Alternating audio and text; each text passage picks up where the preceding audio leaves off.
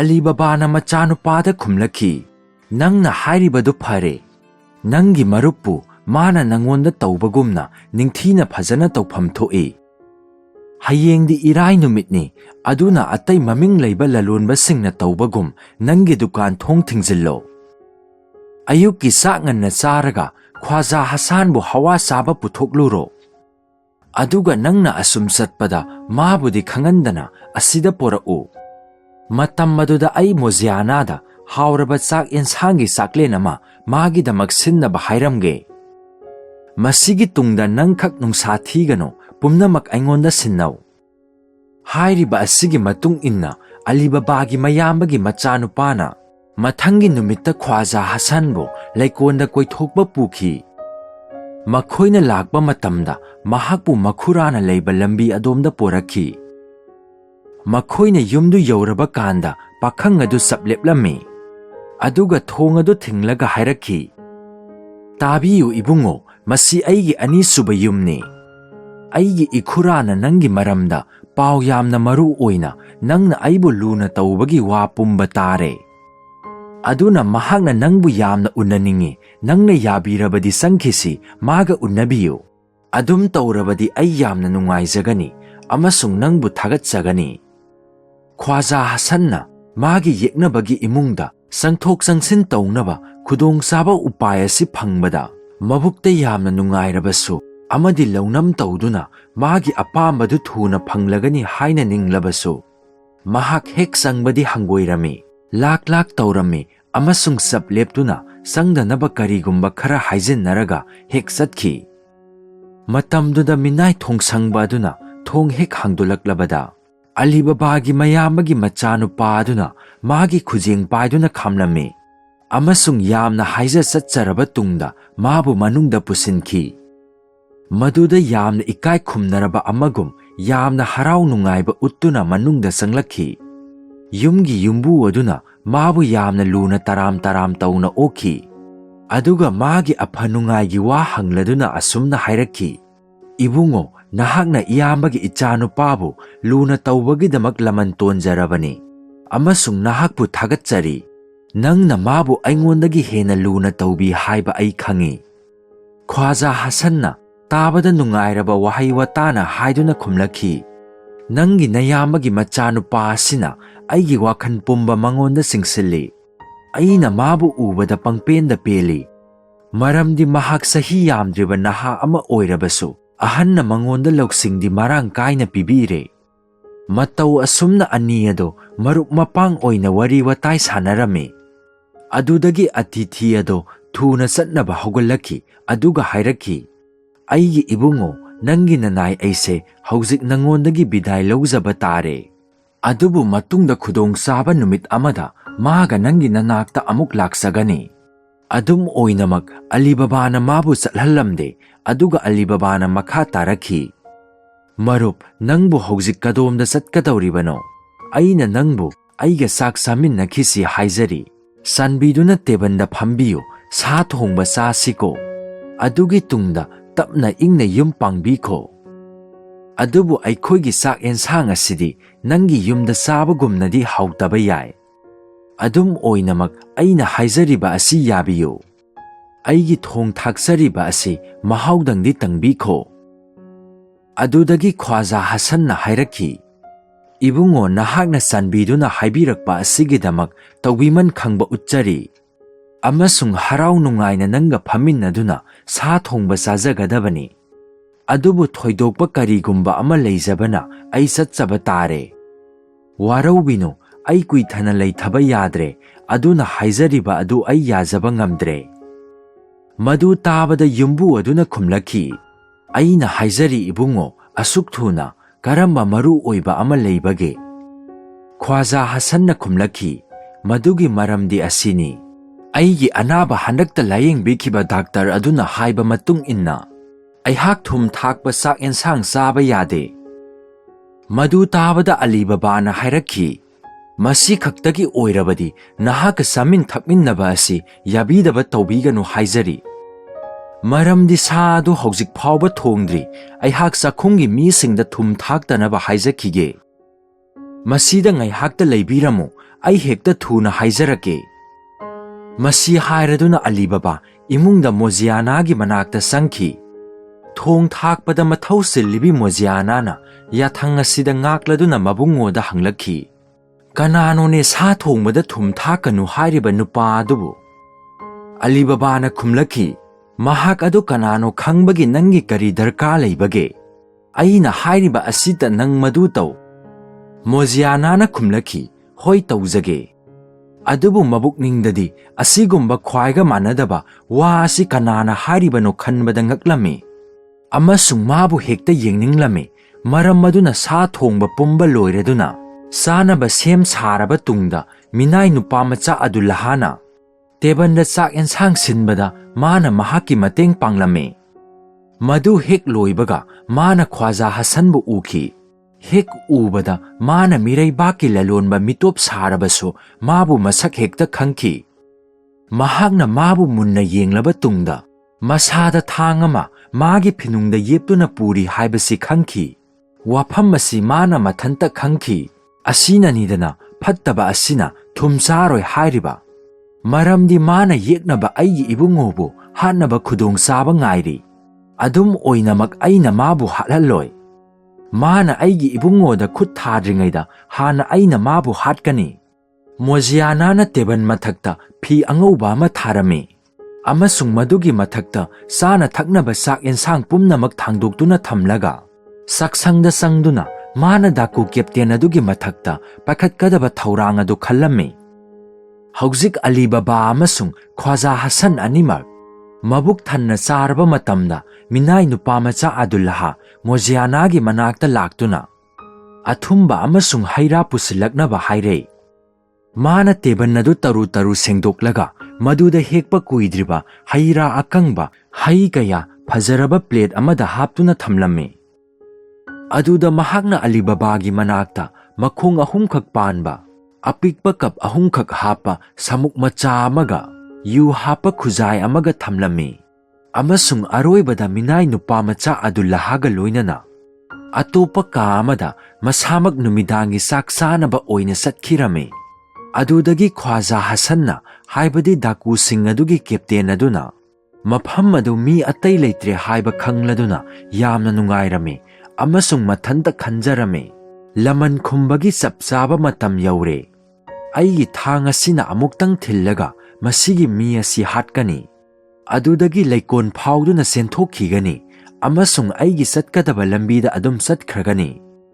Mahaki mayambagi machanupa asina aibu phanaba karisu tawrakloi. Maramdi mana khongpham amatang lenglakpada natraga aibu phage ningduna makhutang thangalakpada aigi thang asina amuktang thinbada mahak taibangsida leiba loigani. Adum oinamak ai minai nupa macha asiga sak thongbi nupi asiga saba thakpa loiraga sakhumda tumdri phawbadi ngaiba tai. Adum oinamak Moziana di mabu pukning sangna yengduna leirame. Amasung magi thaurang adu khangnaba mabukningda khankhi. Phattaba nupa asina aigi ibungogi mathakta khudong saba aina lohalloi. Upay ama tawduna magi thaurang asi aremba tahangani. Aduga khudak asimaktada magi mathwai laurage. Masigi matung inna thajaningai oirabi minai leisabi ase yamna thuna mafi maron hongdoklame. Jagoi sabigi phijet sechillame. Mamai adu maman yamlaba rumana mana khumjillame. Makokta phajaraba koyet ama yesillame. Khwangi aduwaina sana amasung lupana hatlaba phi amana khwangjet laksillame. Maduda mani muktana thamlaba sanagi makhok panba sori ama yepsillame. Asumna masak onthoklaga mana minai nupa macha aduda haiki. Adullaha nangi temborin ado paikhatlo. Aikhoigi ibungogi atithi asigi mamangda mabu ikai khumnaba utpa oina. Aikhoi sanarusi isai saklusi amasung jagoi sarusi. Asumna mahakna haiba ado minai Adullaha su tawrame. Makhoi ani ka aduda nupa macha aduna jantra ado yeiraduna nupi macha aduna matung induna sanglakhi. Adudagi samna khurumlaga makhoi kumai haujarage haina yathang laurame. Alibaba nasu ayaba piraduna hairakhi. Hauzik aikhoigi atithi asibu ꯅꯨꯡꯉꯥꯏꯍꯟꯅꯕ ꯍꯔꯥꯎꯍꯟꯅꯕ ꯈ꯭ꯋꯥꯏꯗꯒꯤ ꯐꯖꯔꯕ ꯖꯒꯣꯏ ꯁꯥꯔꯣ." ꯈ꯭ꯋꯥꯖꯥ ꯍꯁꯟꯅ ꯍꯥꯏꯔꯛꯈꯤ, "ꯏꯕꯨꯡꯉꯣ, ꯅꯍꯥꯛꯅ ꯑꯩꯉꯣꯟꯗ ꯅꯨꯡꯉꯥꯏꯔꯕ ꯀꯨꯝꯍꯩ ꯌꯦꯡꯍꯟꯕꯤꯔꯦ." ꯑꯗꯨꯗꯒꯤ ꯃꯤꯅꯥꯏ ꯅꯨꯄꯥ ꯃꯆꯥ ꯑꯗꯨꯂꯥꯍꯅ ꯃꯅꯥꯛꯇ ꯂꯦꯞꯇꯨꯅ ꯇꯦꯕꯣꯔꯤꯟ ꯑꯗꯨ ꯌꯩꯔꯝꯃꯤ꯫ ꯃꯇꯝꯗꯨꯗ ꯃꯣꯖꯤꯌꯥꯅ ꯍꯧꯒꯠꯇꯨꯅ ꯖꯒꯣꯏ ꯐꯖꯅ ꯁꯥꯗꯨꯅ ꯃꯥꯒꯤ ꯃꯄꯨꯡ ꯐꯥꯅ ꯍꯩꯁꯤꯡꯕ ꯑꯗꯨ ꯎꯠꯂꯝꯃꯤ꯫ ꯃꯣꯖꯤꯌꯥꯅꯥꯒꯤ ꯅꯤꯡꯊꯤꯔꯕ ꯈꯣꯡꯊꯥꯡ ꯑꯃꯁꯨꯡ ꯍꯩꯁꯤꯡꯕ ꯑꯃꯁꯨꯡ ꯂꯦꯡ-ꯑꯣꯠꯄꯅ ꯃꯈꯣꯏꯕꯨ ꯄꯦꯜꯍꯜꯂꯝꯃꯤ꯫ ꯑꯗꯨꯗꯒꯤ ꯃꯥꯅ ꯌꯥꯝꯅ ꯊꯨꯅ ꯃꯈ꯭ꯋꯥꯡꯗꯒꯤ ꯊꯥꯡ ꯑꯗꯨ ꯁꯠꯂꯒ ꯂꯥꯎꯔꯝꯃꯤ ꯑꯃꯁꯨꯡ ꯅꯥꯀꯟ ꯑꯃꯗꯒꯤ ꯅꯥꯀꯟ ꯑꯃꯗ ꯆꯦꯜꯂꯝꯃꯤ꯫ ꯃꯗꯨ ꯎꯕꯗ ꯃꯈꯣꯏ ꯄꯨꯝꯕ ꯌꯥꯝꯅ ꯄꯦꯜꯂꯝꯃꯤ꯫ ꯃꯔꯛ ꯃꯔꯛꯇꯁꯨ ꯃꯍꯥꯛꯅ ꯃꯈꯣꯏꯒꯤ ꯃꯃꯥꯡꯗ ꯍꯦꯛ ꯍꯦꯛ ꯂꯦꯞꯂꯝꯃꯤ, ꯍꯧꯖꯤꯛ ꯊꯧꯔꯕ ꯊꯥꯡ ꯑꯗꯨ ꯁꯒꯥꯗ ꯌꯦꯞꯇꯨꯅ ꯑꯃꯁꯨꯡ ꯀꯔꯤꯒꯨꯝꯕꯗ ꯃꯊꯕꯥꯛꯇ ꯑꯣꯟꯁꯤꯟꯗꯨꯅ ꯄꯥꯏꯔꯝꯃꯤ꯫ ꯏꯔꯣꯏ ꯂꯣꯏꯕꯗ ꯃꯥꯅ ꯃꯤꯅꯥꯏ ꯅꯨꯄꯥ ꯃꯆꯥ ꯑꯗꯨꯂꯥꯍꯗꯒꯤ ꯇꯦꯝꯕꯣꯔꯤꯟ ꯑꯗꯨ ꯂꯧꯔꯗꯨꯅ ꯁꯣꯔꯤ ꯑꯗꯨꯅ ꯃꯈꯨꯠ ꯌꯦꯠꯅ ꯄꯥꯏꯔꯗꯨꯅ ꯍꯔꯥꯎ ꯇꯌꯥꯝ ꯇꯧꯕ ꯃꯤꯅ ꯇꯧꯕꯒꯨꯝꯅ ꯃꯅꯥ ꯃꯊꯤꯟ ꯄꯩꯁꯥ ꯊꯥꯔꯛꯅꯕ ꯆꯥꯒꯣꯏ ꯀꯣꯏꯗꯨꯅ ꯆꯠꯂꯝꯃꯤ꯫ ꯑꯍꯥꯟꯕꯗ ꯃꯥꯅ ꯑꯂꯤ ꯕꯕꯥꯒꯤ ꯃꯥꯡꯗ ꯂꯦꯞꯂꯨꯏ꯫ ꯑꯂꯤ ꯕꯕꯥꯅ ꯁꯅꯥ ꯃꯣꯍꯣꯔ ꯑꯁ꯭ꯔꯥꯐꯤ ꯑꯃ ꯇꯦꯝꯕꯥꯔꯤꯟ ꯑꯗꯨꯗ ꯊꯥꯗꯔꯛꯈꯤ ꯑꯃꯁꯨꯡ ꯃꯥꯒꯤ ꯃꯌꯥꯝꯕꯒꯤ ꯃꯆꯥꯅꯨꯄꯥ ꯑꯗꯨꯁꯨ ꯑꯗꯨꯝꯅ ꯑꯁ꯭ꯔꯥꯐꯤ ꯑꯃ ꯍꯥꯞꯂꯝꯃꯤ꯫ ꯑꯗꯨꯗꯒꯤ ꯈ꯭ꯋꯥꯖꯥ ꯍꯁꯟꯁꯨ ꯃꯍꯥꯛꯀꯤ ꯃꯅꯥꯛꯇ ꯂꯥꯛꯀꯗꯧꯔꯦ ꯍꯥꯏꯕ ꯎꯗꯨꯅ ꯃꯥꯒꯤ ꯁꯦꯟꯒꯥꯎ ꯑꯗꯨ ꯆꯤꯡꯊꯣꯛꯄ ꯂꯥꯛꯅꯔꯝꯃꯤ꯫ ꯃꯇꯝꯗꯨꯗ ꯃꯍꯥꯛꯅ ꯃꯊꯃꯣꯏꯗ ꯊꯧꯅꯥ ꯍꯥꯞꯇꯨꯅ ꯌꯥꯝꯅ ꯊꯨꯅ ꯃꯤꯠ ꯈꯞꯂꯕ ꯅꯣꯡꯊꯥꯡꯒꯨꯝ ꯄꯥꯏꯁꯤꯟꯈꯤꯗꯨꯅ ꯃꯥꯒꯤ ꯃꯔꯨ ꯑꯣꯏꯕ ꯃꯐꯝ ꯑꯗꯨꯗ ꯁꯣꯔꯤ ꯑꯗꯨꯅ ꯄꯥꯏꯁꯤꯟꯗꯨꯅ ꯊꯤꯟꯈꯤ꯫ ꯈꯨꯗꯛꯇꯨꯗ ꯃꯤ ꯐꯠꯇꯕ ꯑꯗꯨ ꯁꯤꯗꯨꯅ ꯇꯥꯈꯤ꯫ ꯇꯟꯖꯥꯗꯨꯗ ꯑꯂꯤ ꯕꯕꯥ ꯆꯪꯁꯤꯜꯂꯛꯈꯤ ꯑꯃꯁꯨꯡ ꯁꯥꯎꯕꯒ ꯂꯣꯏꯅꯅ ꯂꯥꯎꯔꯛꯈꯤ, "ꯀꯔꯤꯅꯣ ꯅꯨꯡꯉꯥꯏꯕ ꯍꯩꯇꯕꯤ? ꯀꯔꯤꯒꯤꯅꯣ ꯅꯪꯅ ꯑꯩꯒꯤ ꯃꯥꯡ ꯇꯥꯛꯅꯕ ꯇꯧꯔꯤꯕ?" "ꯅꯠꯇꯦ ꯏꯕꯨꯡꯉꯣ, ꯃꯥꯡ ꯇꯥꯛꯅꯕ ꯇꯧꯕ ꯅꯠꯇꯦ, ꯅꯪꯕꯨ ꯀꯟꯅꯕꯒꯤꯗꯃꯛꯅꯤ꯫ ꯃꯥꯒꯤ ꯃꯊꯛꯀꯤ ꯐꯤ ꯑꯗꯨ ꯍꯥꯏꯗꯣꯛꯄꯤꯌꯨ, ꯃꯗꯨꯒꯤ ꯃꯈꯥꯗ ꯀꯔꯤ ꯂꯩꯕꯒꯦ ꯍꯥꯏꯕꯗꯨ ꯅꯁꯥꯃꯛꯅ ꯌꯦꯡꯕꯤꯌꯨ." ꯃꯔꯝ ꯑꯗꯨꯅ ꯑꯂꯤ ꯕꯕꯥꯅ ꯁꯤꯔꯤꯕ ꯃꯤ ꯑꯗꯨꯒꯤ ꯃꯐꯤ ꯑꯗꯨ ꯍꯥꯏꯗꯣꯛꯇꯨꯅ ꯊꯤꯔꯝꯃꯤ꯫ ꯃꯗꯨꯗ ꯁꯣꯔꯤ ꯑꯃ ꯂꯣꯠꯇꯨꯅ ꯂꯩꯔꯝꯕ ꯑꯗꯨ ꯎꯈꯤ꯫ ꯑꯗꯨꯗꯒꯤ ꯃꯣꯖꯤꯌꯥꯅꯥꯅ ꯍꯥꯏꯔꯛꯈꯤ, "ꯐꯠꯇꯕ ꯅꯨꯄꯥ ꯑꯁꯤ ꯅꯪꯒꯤ ꯇꯝꯊꯤꯔꯕ ꯌꯦꯛꯅꯕꯅꯤ, ꯃꯥꯕꯨ ꯃꯨꯟꯅ ꯌꯦꯡꯕꯤꯌꯨ꯫ ꯃꯍꯥꯛ ꯑꯁꯤ ꯊꯥꯎ ꯂꯂꯣꯟꯕ ꯗꯥꯀꯨ ꯀꯥꯡꯕꯨꯒꯤ ꯀꯦꯞꯇꯦꯟ ꯑꯗꯨ ꯅꯠꯇꯅ ꯑꯇꯩ ꯑꯃ ꯅꯠꯇꯦ꯫ ꯃꯍꯥꯛꯅ ꯅꯪꯕꯨ ꯍꯥꯠꯀꯦ ꯅꯤꯡꯗꯨꯅ ꯂꯥꯛꯄ ꯃꯔꯝꯅ ꯅꯪꯒꯤ ꯊꯨꯝ ꯆꯥꯈꯤꯗꯕꯅꯤ꯫ ꯅꯍꯥꯛꯅ ꯑꯩꯉꯣꯟꯗ ꯃꯥꯅ ꯁꯥ ꯊꯣꯡꯕꯗ ꯊꯨꯝ ꯊꯥꯛꯄ ꯆꯥꯅꯤꯡꯗꯦ ꯍꯥꯏꯔꯛꯄ ꯃꯇꯝꯗꯨꯗ ꯑꯩꯅ ꯃꯥꯕꯨ ꯆꯤꯡꯅꯈꯤ꯫ ꯑꯩꯅ ꯑꯍꯥꯟꯕ ꯍꯦꯛ ꯎꯕꯃꯛꯇꯗ ꯃꯥꯅ ꯅꯪꯕꯨ ꯁꯣꯏꯗꯅ ꯍꯥꯠꯅꯕ ꯇꯧꯒꯅꯤ ꯍꯥꯏꯕ ꯑꯩ ꯆꯞ ꯆꯥꯅ ꯈꯪꯈꯤ꯫ ꯈ꯭ꯋꯥꯏꯗꯒꯤ ꯆꯥꯎꯔꯕ ꯑꯜꯂꯥꯕꯨ ꯊꯥꯒꯠꯄꯤꯌꯨ, ꯑꯩꯅ ꯅꯤꯡꯕꯗꯨꯃꯛ ꯑꯣꯏꯔꯝꯂꯦ." ꯑꯗꯨꯗꯒꯤ ꯑꯂꯤ ꯕꯕꯥꯅ ꯃꯥꯕꯨ ꯊꯥꯒꯠꯄ ꯑꯃꯁꯨꯡ ꯇꯧꯕꯤꯃꯟ ꯈꯪꯕ ꯎꯠꯄ ꯂꯣꯏꯕ ꯅꯥꯏꯗꯦ꯫ ꯑꯂꯤ ꯕꯕꯥꯅ ꯍꯥꯏꯔꯛꯈꯤ, "ꯌꯦꯡꯉꯨ, ꯅꯍꯥꯛꯅ ꯑꯩꯕꯨ ꯃꯥꯒꯤ ꯃꯈꯨꯠꯇꯒꯤ ꯑꯅꯤꯔꯛ ꯁꯨꯔꯦ ꯀꯟꯕꯤꯔꯤꯕ." ꯑꯃꯁꯨꯡ ꯃꯥꯕꯨ ꯃꯉꯁꯝꯗ ꯆꯦꯖꯦꯠ ꯀꯣꯜꯂꯗꯨꯅ ꯃꯥꯅ ꯍꯥꯏꯔꯛꯈꯤ, "ꯌꯦꯡꯉꯨ, ꯅꯍꯥꯛ ꯅꯅꯤꯡ ꯇꯝꯂꯕꯅꯤ꯫ ꯅꯍꯥꯛꯀꯤ ꯃꯄꯨ ꯅꯤꯡꯕ ꯑꯁꯤꯒꯤ ꯃꯅꯥ ꯑꯣꯏꯅ ꯑꯩꯅ ꯅꯪꯕꯨ ꯑꯩꯒꯤ ꯏꯌꯥꯝꯕꯒꯤ ꯃꯆꯥꯅꯨꯄꯥ ꯑꯁꯤꯒ ꯂꯨꯍꯣꯡꯕꯤꯔꯕꯅꯤ." ꯑꯗꯨꯗꯒꯤ ꯄꯥꯈꯪ ꯑꯗꯨꯗ ꯑꯣꯟꯁꯤꯟꯗꯨꯅ ꯃꯥꯅ ꯍꯥꯏꯈꯤ, "ꯑꯩꯅ ꯅꯉꯣꯟꯗ ꯍꯥꯏꯔꯤꯕ ꯑꯁꯤ ꯅꯍꯥꯛ ꯇꯧ, ꯑꯗꯨꯒ ꯅꯍꯥꯛ ꯆꯥꯎꯈꯠꯄ ꯅꯨꯡꯉꯥꯏꯕ ꯑꯣꯏꯒꯅꯤ꯫ ꯑꯩꯅ ꯅꯉꯣꯟꯗ ꯃꯣꯖꯤꯌꯥꯅ ꯍꯥꯏꯕꯤ ꯃꯊꯧ ꯃꯁꯛ ꯈꯪꯕꯤ ꯑꯃꯗꯤ ꯃꯄꯨ ꯅꯤꯡꯕꯤ ꯐꯤꯗꯝꯅꯐꯝ ꯑꯣꯏꯔꯕꯤ ꯑꯁꯤ ꯂꯨꯍꯣꯡꯕꯤꯔꯒꯅꯤ꯫ ꯅꯪ ꯍꯧꯖꯤꯛ ꯎꯔꯦꯗꯅ ꯑꯥꯗ ꯂꯩꯔꯤꯕ ꯈ꯭ꯋꯥꯖꯥ ꯍꯁꯟ ꯑꯁꯤꯅ ꯑꯩꯒꯤ ꯊꯋꯥꯏ ꯂꯧꯕꯗ ꯈꯨꯗꯣꯡꯆꯥꯕ ꯐꯪꯅꯕ ꯅꯪꯒꯤ ꯃꯔꯨꯞ ꯁꯥꯔꯝꯕꯅꯤ꯫ ꯑꯗꯨꯕꯨ ꯅꯨꯄꯤ ꯑꯁꯤꯅ ꯃꯥꯒꯤ ꯑꯐꯕ ꯋꯥꯈꯜ ꯑꯃꯁꯨꯡ ꯊꯧꯔꯕ ꯂꯧꯁꯤꯡꯅ ꯃꯥꯕꯨ ꯍꯥꯠꯂꯦ ꯑꯗꯨꯒ ꯑꯩꯈꯣꯏꯕꯨ ꯀꯜꯂꯦꯗꯣ."